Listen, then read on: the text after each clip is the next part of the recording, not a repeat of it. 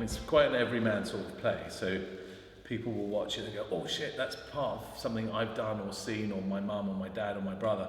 And it's very difficult to deal with, but it's about understanding how family dynamics work.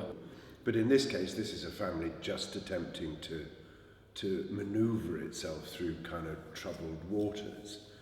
But then the family dynamic becomes much more interesting when, as Edward recovers, the father, and becomes more able to sort of fulfill, if you like, his role as husband and father. People who are starting to wake up to the idea that mental health is actually something that needs to be taken a lot more seriously, as well as like your physical health. And this is a play that deals almost exclusively with mental health, almost to the detriment of physical health.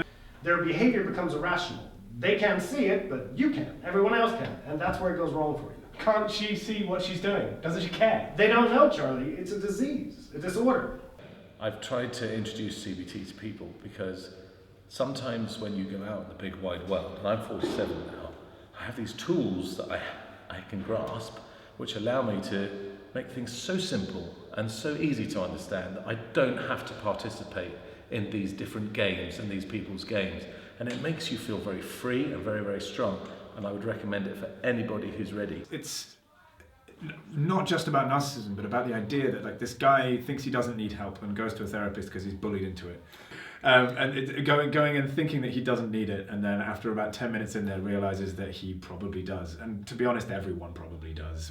I mean, in many ways, this is a real life drama. It's based on actual events, so one has to stick to, if you like, real life. Right now, you're going to struggle between what is real and whatever distortion you've experienced.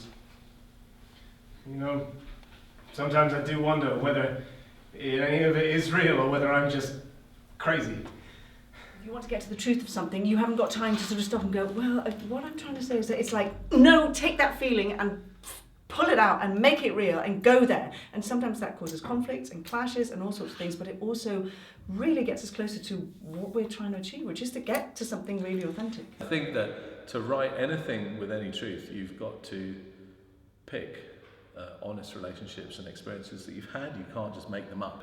These people are my family that I base the play on. There is no real solution. You just got to get on with your life and you'll be happy. And that's what it's about.